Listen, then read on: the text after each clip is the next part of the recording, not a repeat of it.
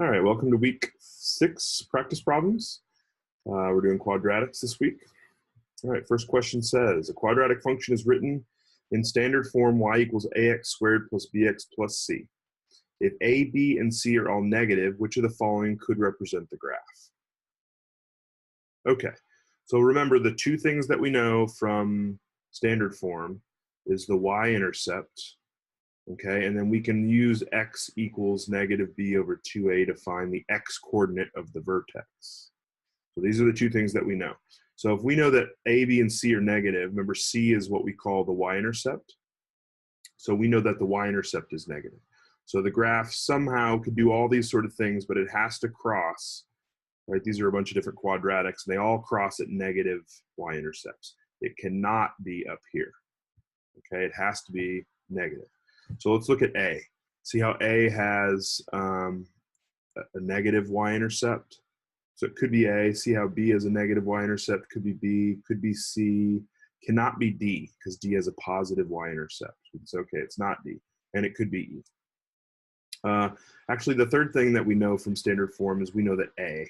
Remember, A is like the flip, if it's opening up or opening down, and it's also the stretch factor. But all we know is that it's negative, so we actually don't know if it stretches or shrinks. We do know that it has to be flipped. So it does have to be upside down. No matter what, if A is negative, it has to look something like that. It has to be flipped upside down. So that actually can eliminate choice B, because B is not flipped upside down. So now we got three choices. We got A, C, and E. Okay. Now remember, we talked about the y-intercept being negative. That helped eliminate choice D. Talked about the A being negative, which means it's flipped upside down. That eliminated choice B. We didn't talk yet about the x coordinate of the vertex. So negative B, don't forget, B is negative. So a negative B, right? Because B is negative, a negative B would be positive. So if we're looking at the sign, the x coordinate on top of the fraction here will be positive. And then since 2a is negative, it's going to be 2 times some negative number. So that's going to be a positive divided by a negative. That's going to give me a negative, okay? So what that tells me is the vertex is located somewhere where there's a negative number for x, and I don't know what the y value is, but I know the x coordinate of the vertex is negative. So look at choice A.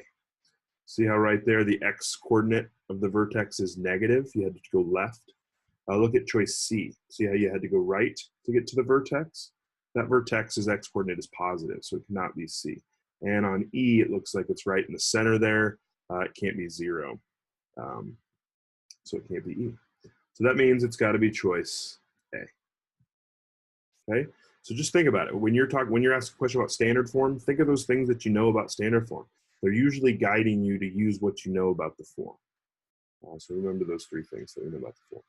All right, next question. A rock is thrown straight up so that its height is given by a function of time, h equals 5 plus 224t minus 16t squared. If h represents the height of the rock, find the maximum height of the rock.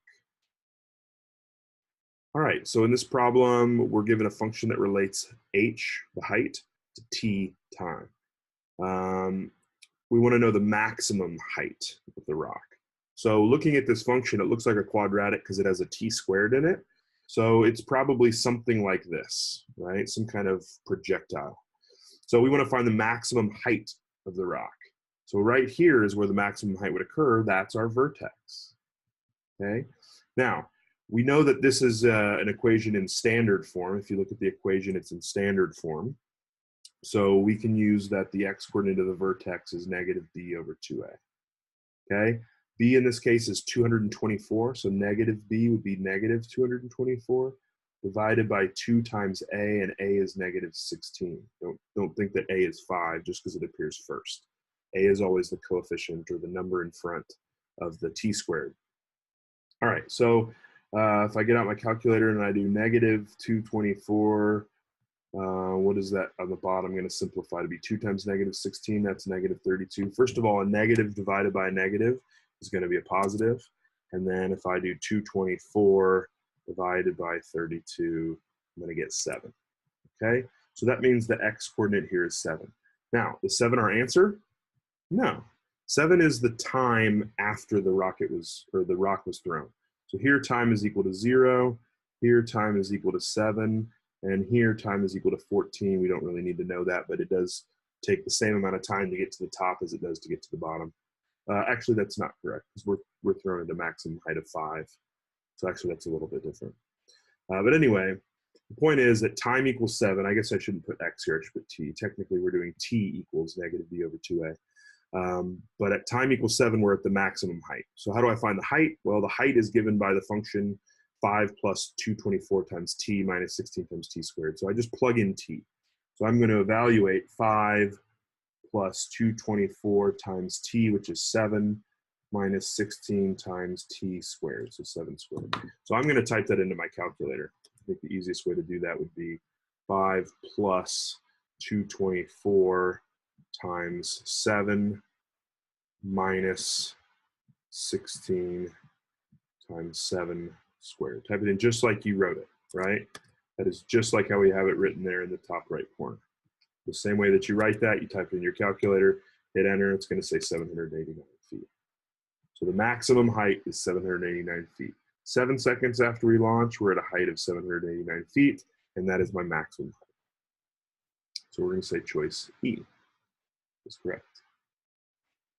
All right, next question. Which of the following shows the solution set for the inequality x squared minus 16 is less than or equal to 6x? Okay, so this is a quadratic inequality, so we solve it using quadratic methods.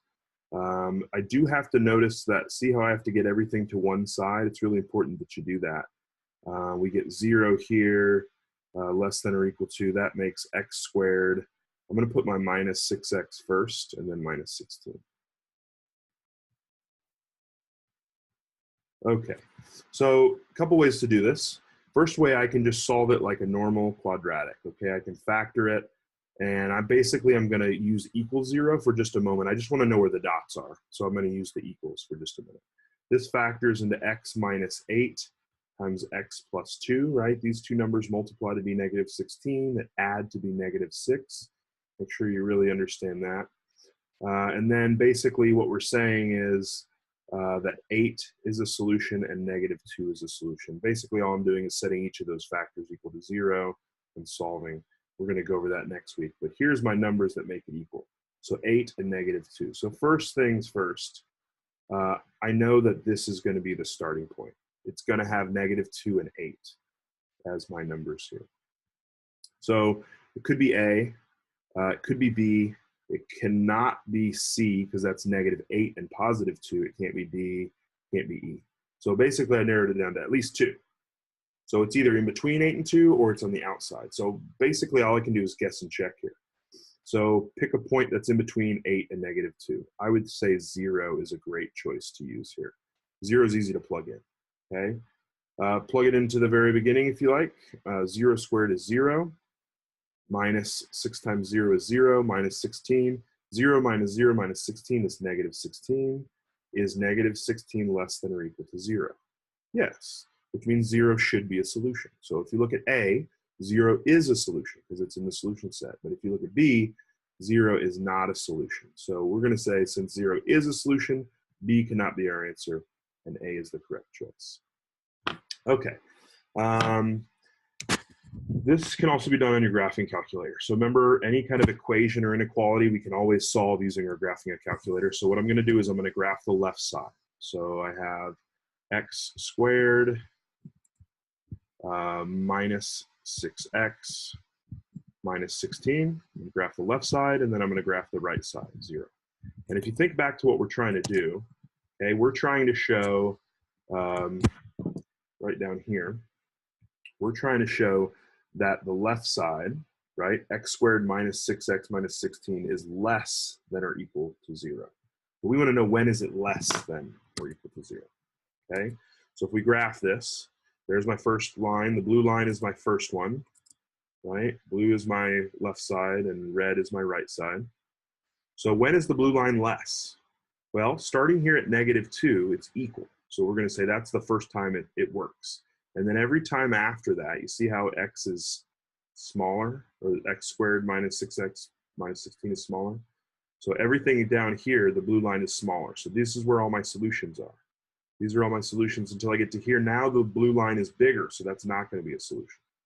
Okay, and again, I can always look at the table to verify that. We're saying blue line is bigger. We don't want the blue line to be bigger. So these are all not solutions. Blue line is still bigger until we get to -2. Now they're equal. So that's actually a solution. And then everywhere, see how the blue line is now smaller. The blue line is smaller. Blue line is smaller until we get to 8. They're equal. And then everything after that, the blue line is bigger. So we're going to say only the things between -2 and 8, including -2 and 8, are solutions. All right, moving on. All right, so the next question says, which of the following could be the graph of f of x equals 2x squared minus 3x plus c, where c is an integer? All right, don't forget integers just means a number that's either positive or negative, but a whole number, so not a fraction or not a decimal. So this is in standard form. So I immediately go to standard form. Like, okay, what is standard form tell me? Two things. If a is equal to 2, we know it opens up and that it's stretched by a factor of 2. Now that's going to be hard to kind of see in these graphs, but just remember that it opens up. So that eliminates some choices immediately, right? It can't be A. A opens down, so A would have to be negative. D opens down, so it can't be D. So we've narrowed it down to C, B, and E. Now don't forget, the x-coordinate of the vertex is -b over 2a. So -b, since b is -3, -b is going to be +3. Okay, divided by 2a. So that's going to be 3/4. In other words, the x-coordinate of the vertex is positive. So the vertex can't be over here because this is where x's are negative. The vertex has to be over here somewhere on the right side. So that means it could be C because the vertex is on the right side. It can't be B because the vertex is on the left side. And it can't be E because E's vertex is at x equals 0. And we know that it should be at x equals 3/4. So really, that's it. That's all we got to do. It doesn't actually matter what C is here. It can be positive or negative. It doesn't really matter. And when I say C, I mean the number C in the problem where C is an integer, not the answer choice C. So we didn't even have to worry about what the y-intercept was. We just used knowing what A does and knowing what the x-intercept, excuse me, the vertex, x-coordinate of the vertex is. All right, if x minus p squared equals x squared minus 18x plus p squared for all values of x, then p is equal to blank.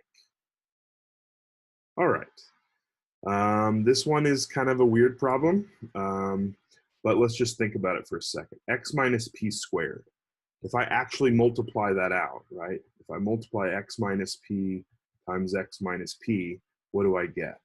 Well, I distribute the x, that gives me x times x, which is x squared, minus x times p is just xp, which means x times p. Then I distribute the p, so I get minus xp, and then two negatives make a plus, p squared. So I get x squared minus 2xp plus p squared. Now, from the equation above, it says that this should equal x squared minus 18x plus p squared. So let's look at this for a second. Think about it. I've got my x squared and my x squared, okay? I've got my p squared and my p squared. Really, what we need to focus in on is this piece here. Minus 2 times xp should equal minus 18x. These should be equal to each other, okay? So that means that negative 2xp equals negative 18x. Now, you can think about this for a second. What would x have to be to actually make these things equal? Right? X would have to be 9, because negative 2 times 9 is negative 18. Now, of course, you could solve this by dividing by negative 2p. That cancels the negative 2p. Dividing by negative 2p, or excuse me, 2x. Sorry, that one, I want to leave that p there. That gets rid of that, and you get p is equal to 9. So you could solve that equation, but really, if you just think about it, the only way this is going to work is if p is equal to 9. That's the only way that middle term will be a negative 18x. If p was equal to something else, you're still going to get x squared and you're still going to get p squared, but you're not going to get the negative 18 that you need. All right? So our answer is B. Okay, moving on. Which of the following is a factor of x squared minus 10x plus 24? Okay, straightforward problem. We are going to factor this thing. So remember, we're looking for numbers that multiply to equal 24, that at the same time add to be negative 10. So two numbers that add to, or multiply to be 24, either both have to be positive or both have to be negative. But the only way for those two numbers to add to be a negative number is if they were both negative. So they both have to be negative. You have to look at all the factors of 24. You could have 6 and 4. Don't forget these both have to be negative. -2 and -12. You could have -1 and -24. You could have -3 and -8. But these all multiply to be 24. But only one of those pairs adds to be -10. And that's our first choice here. So because -6 and -4 multiply to be positive 24 and add to be -10, those are my numbers that I use. Which one of these appears in the list? Because it only asks for one, it is going to be choice A. So x minus 6 is a factor. All right, a 6-inch by 9-inch picture is enclosed in a picture frame that is b inches wide. What is a quadratic expression in standard form that represents the area of the frame and picture together? Okay, so this is a great time to draw a picture. Okay, we've got this picture. It's a 6-inch by 9-inch picture, and it is enclosed in a frame, and we don't know the width of the frame except for that it's b wide. So the picture frame is b wide. Okay, so we want to know what the area of the frame and picture together are. So we want to know the area. So that's the length times the width. Okay, so just think about this for a second. The actual length here, right? If I were to extend this line out, I would realize that from here to here, it's 6 inches. Right, this little red piece here is 6 inches. And then think about the width of B, right? This little piece here is 3 inches, or B inches. That's 6 inches, that's B. This also has to be B inches. It's kind of hard to tell the difference here. That's a 6 in the middle, and those are B's on top and bottom. So the length in terms of B is the sum of those three numbers, right? So B plus 6 plus B. Well, B plus B is 2B. And then you add the 6. So that's the length right there. The length is 2B plus 6. Excuse me. The width, remember if I extended this line down, this would be 9 inches, this would be B, and this would be B. So if I add that, all those little segments up, I get B plus 9. So I get 2B plus 9. That is the width, 2B plus 9. Well, how do you calculate the area of a rectangle? Right, the area of a rectangle is the length times the width. Well, the length is 2B plus 6, and the width is 2B plus 9.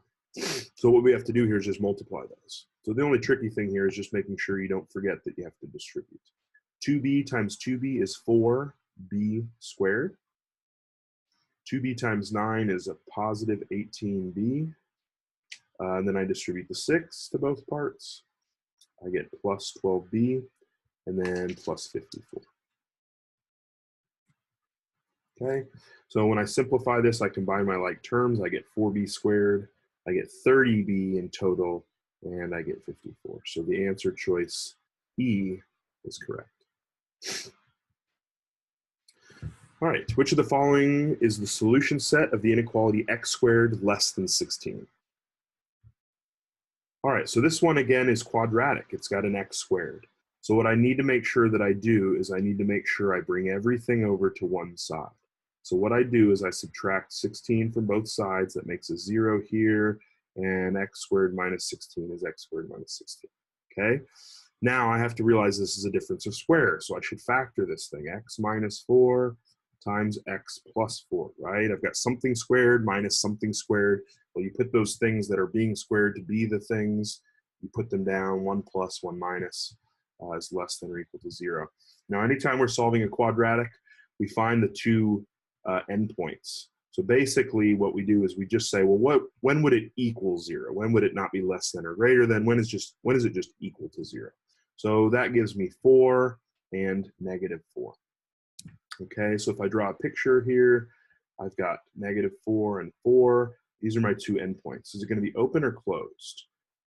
Sorry, I wrote less than or equal to, but I'm going to erase that less than the equal to part because it's just strictly less than. That means I'm going to have open circles here. So remember, it either goes together towards the center or out towards the outside. All you got to do is test one point. I always like testing 0 to see if 0 works, because it's just really easy. So plug it into the very beginning.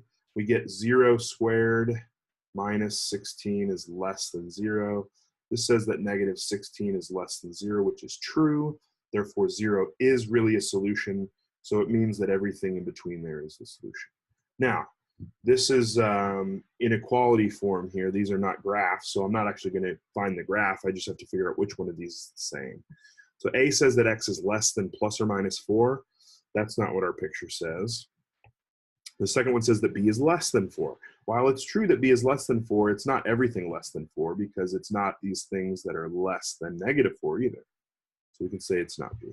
Now C says two things, right? It says x is less than 4, and it says x is greater than negative 4. That's what it says. And that's exactly what our picture is saying.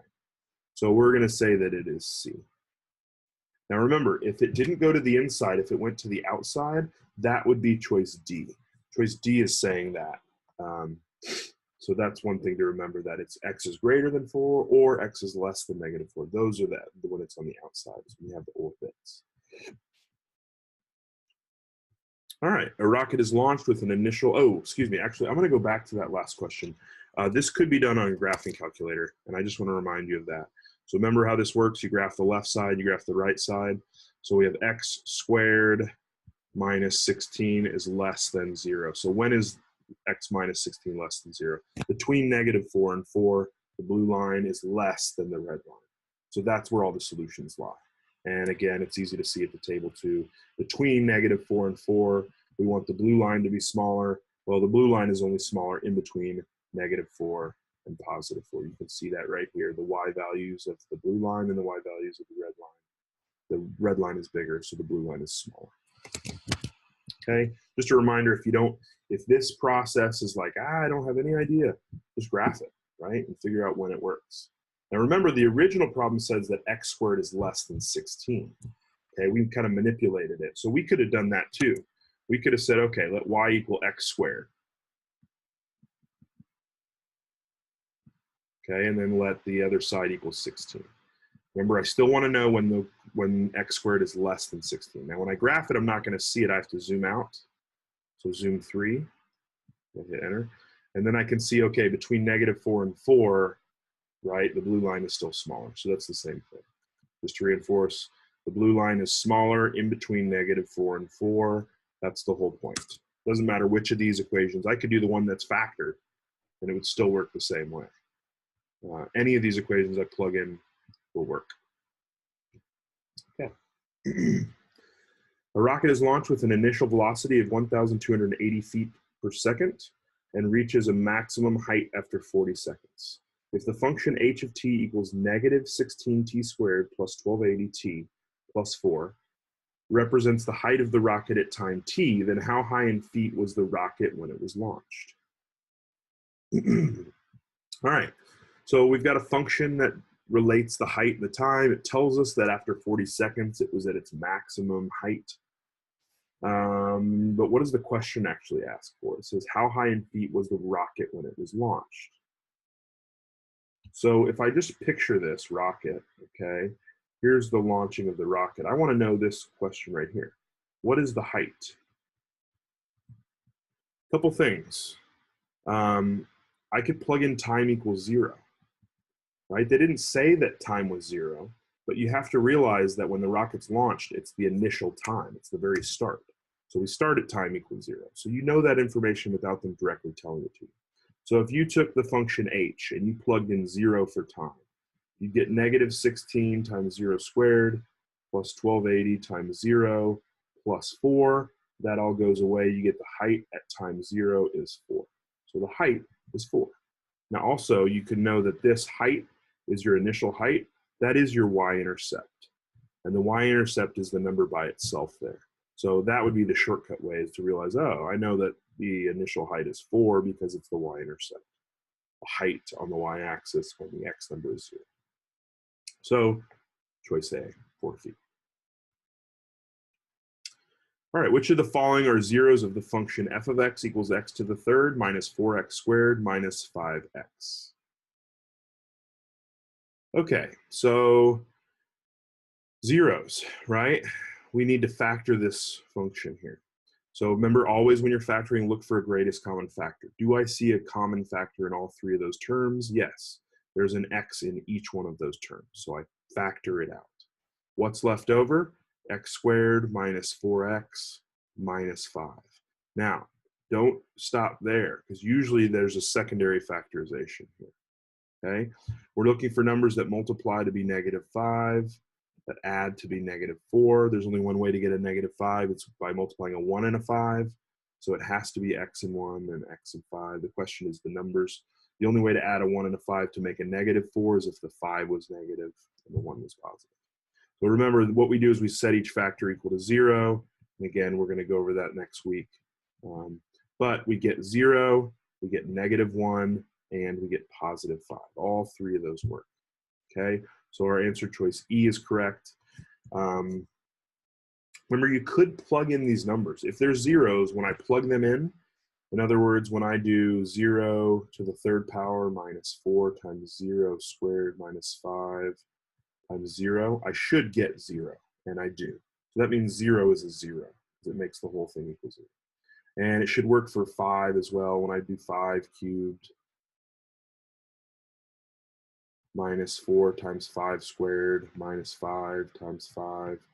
This should be the same thing. 125, don't forget to square first, 25, so minus 100 minus 25 should equal 0, and it does. The whole point is it makes the whole thing equal 0. Those are our zeros. So you could just guess and check here. You could take each of those three numbers, plug them in, see if you do get 0 back, and whichever ones don't give you 0 would not be zeros. But this one's pretty easy to factor as well. All right, factor the function f of x equals 100x to the 6th y squared minus 81a to the 10th. All right, so whenever you see two terms and you're factoring, you should always think it's a difference of squares, okay? So what you have to do is you have to think what thing times itself gives you the first term, okay? And then you also have to think what times itself gives you the second term, 81a to the 10th. Well, I can tell by the number that's a square, so that's got to be 10. How do I get x to the 6th? Well, the only way to get x to the 6th is x to the 3rd times x to the 3rd. As long as we're talking about squaring something, that has to be the same thing. The only thing that's the same would be x to the 3rd. And then y squared comes from y times y. Notice these two things have to be identical for this to work. When we say what squares to equal 100x to the 6th y squared, we're thinking this thing has to be the same. Okay? I can't pick two different things to make it equal. So that means that this right here is my first number. So I have 10x to the 3rd y and 10x to the 3rd y. Okay? I'm going to have one plus and one minus, and then all I got to do is figure out the other side here. So what multiplies by itself to be 81a to the 10th? Well, it's got to be 9, and then a to the 10th is a to the 5 times a to the 5. So I get 9, a to the 5th, 9, a to the 5th. Okay? That is the factorization. Now look at that and make sure it doesn't factor again. This second thing has a minus sign. It could be a difference of squares, but nothing squares to be 10. If something does square to be 9, but nothing squares to be a to the 5th. So that will not, sorry, I'm putting an arrow here that you can't see because my face is in the way. So I'm looking at that second term, making sure that's not a difference of squares again. And you can look at those and say, oh, nothing squares to be 10x to the 3rd y. Nothing squares to be 9a to the 5th. So that's it. That's our factorization. Now, if you weren't sure yourself, you could always multiply this back out, right? 10x to the 3rd times 10x to the 3rd. 9. Just distribute here. You'll get back to where you started, and you'll make sure that you actually did it correctly. Okay? So we're going to say our answer is choice B. Key to that problem is realizing that when there's two terms, it's almost always a difference of squares. All right, what is the coordinate of the vertex g of x equals -2 times x plus 3 times x minus 7? All right, so a couple ways to find this problem. Let's see. You could multiply it out and put it into standard form, right? We know how to change this into standard form. So first thing I always do is you could distribute the -2, but you're only allowed to distribute it to the first term. You can't distribute it to the second term. So if you do that, you get -2x minus 6 times x minus 7, and then you distribute out. You get -2x squared plus 14x minus 6x plus 42. Combine your middle terms, -2x squared plus 8x plus 42. Now we're looking for the x coordinate of the vertex, so then we would say that's -b over 2a. Now I have a and b. B is 8, so -b would be -8 divided by 2 times -2, which is a. That's -4 on the bottom, so -8 divided by -4 is +2. All right, so it's going to be D. Now, this is not the way I would work this problem, okay? I would look at this problem and say, okay, what did they give me? They gave it to me in factored form. If I think about factored form, I know the zeros of the function. It's +7 and -3. Okay, it's a -2, so it goes upside down and it's stretched, but that doesn't really matter. I want to know the vertex. Well, what do I know about parabolas? They're symmetrical, right? The same amount of travel over should be the same amount of travel over as long as our heights are the same. So the fact that I should have symmetry here means that the vertex should be in the very middle. So what number is in the very middle of -3 and 7? It's 2. Right? 5 over to get to 7, 5 over to get to -3. So 2 is the middle. So you could use what they give you directly and realize that because of symmetry, you know the x coordinate of the vertex. Okay? You could put this in factored form, but that's a big, nasty mess. We don't want to do that. I do want to really quickly show you, though, how you could use your calculator to find the vertex. If you graph this function, okay, we've got -2 times x plus 3 times x minus 7. If I graph this thing, right, there's my graph. I'm going to go back to zoom standard, my normal zoom there. All right, there we go. So you can see I need to zoom out actually, or just change my window. I need to see further up. So I need my y maximum to be bigger. I want to see further up. Let's go up to 20. That was not high enough. So I'll go back to window, make my y maximum 40. Is that high enough?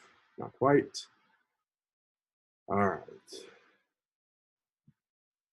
So sometimes you got to play with the window. So I don't know, maybe 80? Certainly that's high enough. There we go. Okay. So I want to know the highest point there. When does it happen? So I can kind of look at the graph and say it's 2. The problem is, look at all my different answer choices. There's a 1.5 and a 2.5. I don't know if that's exactly at 2. It could be a little more than 2, a little less than 2. So what I do is second calculate, right? Second trace. And so I'm going to go ahead and show you the buttons here. All right, so I do second trace, that's calculate. Then I do number 5, the intersection. Excuse me, that's not what I did. Let's try this again. All right, second trace, that's calculate. We want to do the maximum, so number 4, maximum.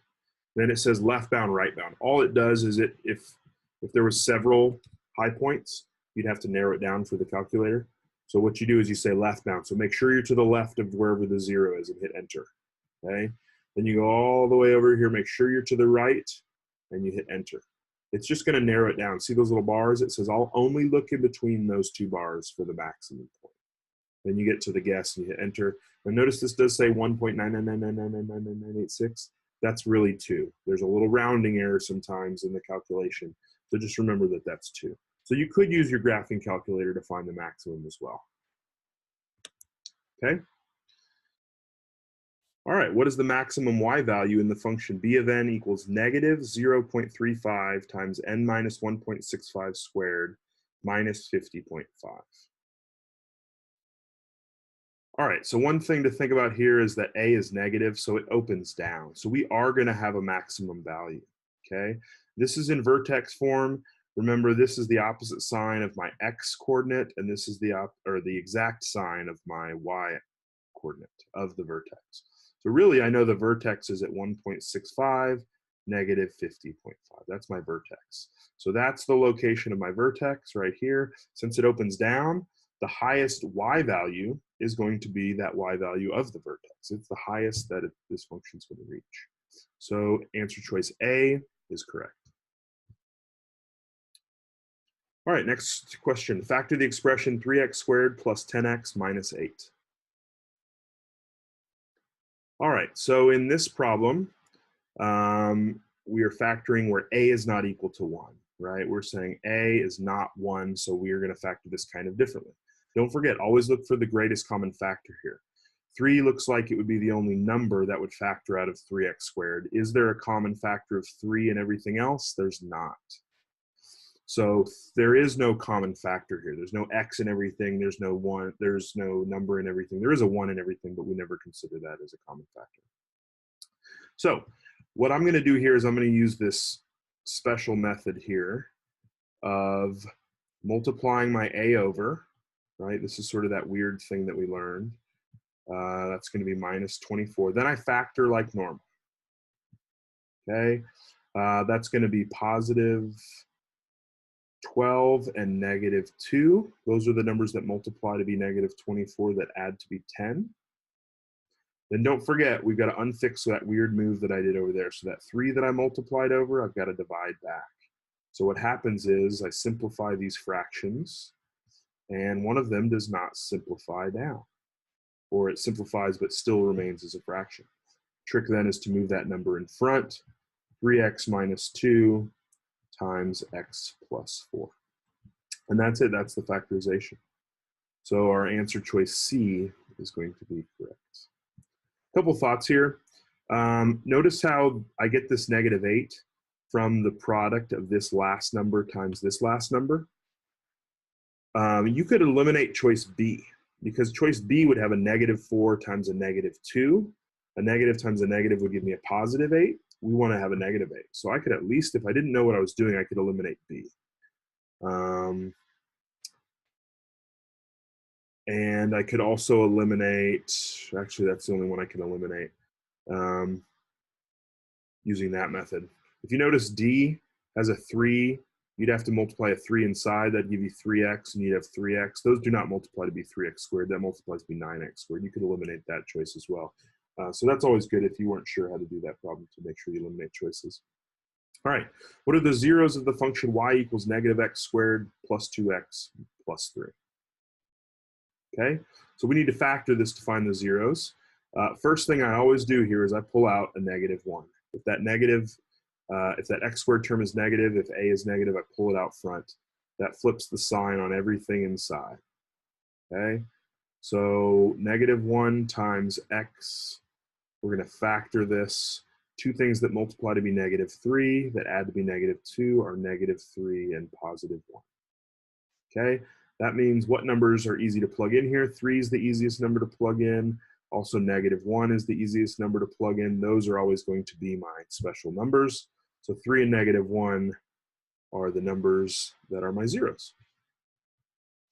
Next week we'll learn a way to kind of use our graphing calculator to do this as well. In fact, maybe I'll just show you real quick. It just takes a half a second. If I were to graph this function, right, negative x squared plus 2x plus 3. I graph it. Okay, I go back to my regular zoom 6, that's zoom standard. I can see right there it's 1 and negative 3. I mean, there's no question about that. I can look at my table to verify. Right at negative 3, I get 0, and at 1, I get 0. Alternately, I could do second calculate. Number 2, the 0, and remember I have to go to the left and the right. So I narrow down the search for the graphing calculator. So that's to the left of one of the zeros. Go up here, this is to the right of one of the zeros, and then back to the guess, and you hit enter, and it'll say, oh, negative 3. Okay, so second calculate, number 2 is the 0, and you do left bound, right bound, guess. Okay, all right, moving on. Completely factor the expression x to the 4th minus 81. Okay, this is a two-termed what we call a binomial. There's two terms in there. So we always think, oh, difference of squares. So what squares to equal x to the fourth, and what squares to equal 81? Well, x squared squares to be x to the fourth, and 9 squares to be 81. So that means the factorization is x squared plus 9 times x squared minus 9.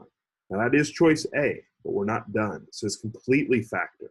So when you factor it once, you should always look back and think, can I factor it again? This is a binomial, but it's not a difference of squares. Difference of squares has to be subtraction. Now down here, I do have a difference of squares. What squares to be x squared? X.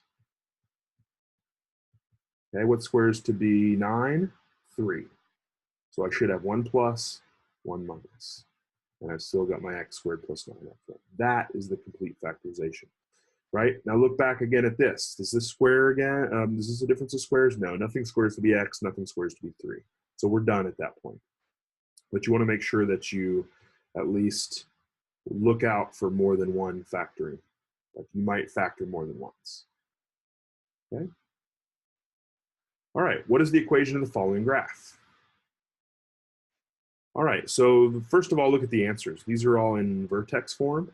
Remember, vertex form is x minus h squared plus k. That's actually a times x minus h. So remember, a is the stretch factor. See how it's flipped upside down? A has to be negative. If I travel from the vertex, I go over 1. How far down do I have to go? Looks like I go down 1, 2, 3, 4? No, 3. 1, 2, yeah, so down 3. That's down here. We were up here. We go down 1, 2, 3. So when I go over 1, down 3, that means A has to be negative 3. Okay? That gives me the answer right there, actually. The answer choice C is the answer. But let's say there was a couple that had negative 3 and it didn't narrow it down. You also remember that HK is the vertex. And the vertex here is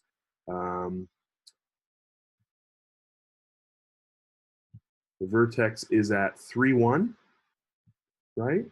3, 1. So don't forget, the formula says x minus h. So minus h is minus 3 because h is positive. And you get your plus k at the end. So there's your equation. That matches up with choice C. So C is your answer. Alternately, if you really didn't get this one, you could go to your graphing calculator and just start graphing each one of these. But that takes too long. You don't want to do that, but you could if you had to. Just another option there. All right, completely factor the expression 5xy squared minus 125x to the third y to the fourth. All right, so first thing you always do when you're factoring is look for the greatest common factor. Both of these terms have a greatest common factor. There's a 5 as a factor of both of those terms. 5 multiplies by something to equal 5xy squared, and 5 multiplies by something to equal negative 125. So we remember that 5 is a common factor. They also both have an x, just one. The term on the right has 3 x's, but the term on the left only has 1. So pull out the most that we're allowed to is just 1. There's 2 y squareds on the left, there's 4 on the right. That means I could pull out 2 because they both at least have 2. So that is my greatest common factor. Now what you do from there is you write whatever's left over. So when you pull out 5xy squared, what's left? There's nothing, but you can't put a 0 there. You have to leave something behind. So you put a 1. And we'll see why that works in a second. When you pull a 5 out of 125, you get 25, because remember we're dividing by 5. You pull out an x, you get 2 x's left over. Pull out 2 y's, there's 2 y's left over. All right, so just remember, if you wanted to check your work, if you weren't sure you did this correctly, you just distribute it back and make sure you get the same thing that you started with. All right, so remember, you factored out this greatest common factor. That does not mean that you're done. What we have here is 2 things inside of the parentheses. That could be a difference of squares, right? What squares to be 1? Well, 1 times 1 is 1. What squares to be 25x squared y squared? Well, 25 is a perfect square. It's 5, right? And then how do I get x squared? It would be an x. How do I get y squared? That would be a y. So there's a 5xy in both of these. Since it's a difference of squares, we put 1 plus, 1 minus. And that is actually the complete factorization of that. Multiply it back out, you'll get the same thing you started with. Just look out for those difference of squares. They're going to definitely be on the test. Okay. All right. So that means that choice D is the correct answer. All right. Next problem. What is the inequality of the following graph? All right. So we've got this graph. Looks like a quadratic. There's a couple, if we look at the answer choices, we got some greater than, some less than, we'll have to figure that out. But then there's also two different kinds of functions. It's either like -6 or +5 or -5. So just think about this. What would the zeros be of this function?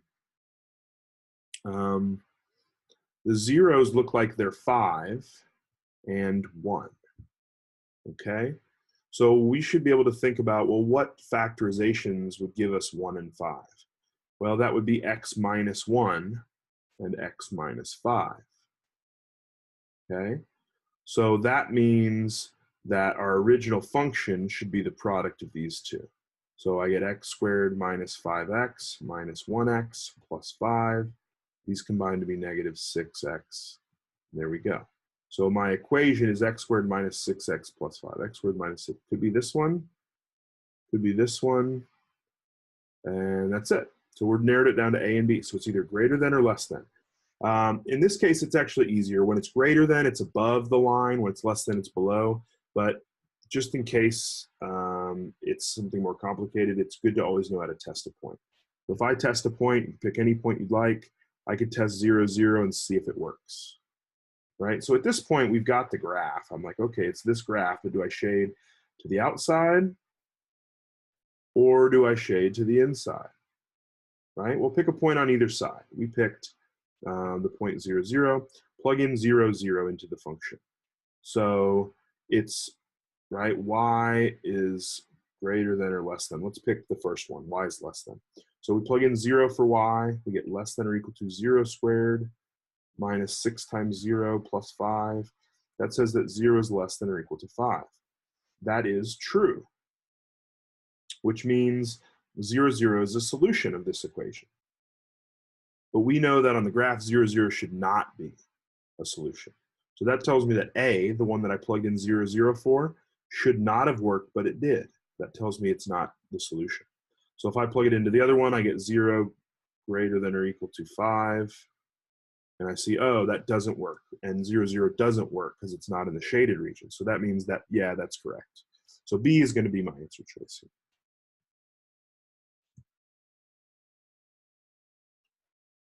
All right, which of the following is a possible zero of the function f of x equals 4x squared minus 9x plus 2?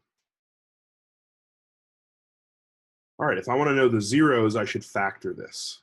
So I'm going to take my equation here and I'm going to factor it. Now I look for greatest common factor. I don't see one.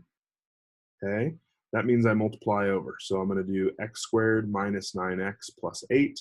Then I factor like normal. I get x minus 8 times x minus 1. Those are the two numbers that multiply to be positive 8. That subtract to be negative 9. So that add to be negative 9. Then remember that 4 that I multiplied over, I divide that back. Simplify my fractions if possible. The first one simplifies, the second one does not. And that means that I move the denominator over. I get 4x minus 1 times x minus 2. Now remember, what's the easiest number to plug in here? That'd be a 2, but I don't see that in my answer choices. Now what's the easiest number to plug in here? Now sometimes it's not as easy as just thinking, oh, what's the easiest number? So remember, if you don't know the easiest number, you just set it equal to 0 and solve. So we add 1 to both sides. 4 times some number is 1. If I divide by 4, I get 1/4. So answer choice D is the correct answer.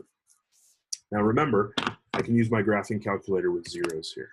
So I could graph the function. So y equals 4x squared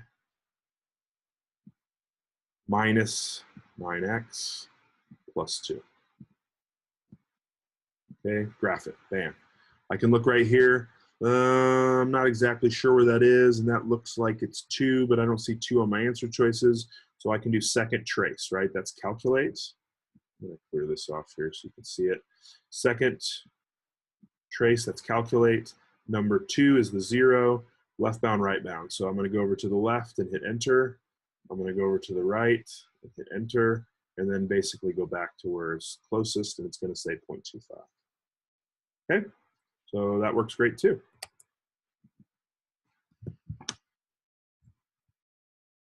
All right, factor the expression 2x to the third plus 12x squared minus 54x completely.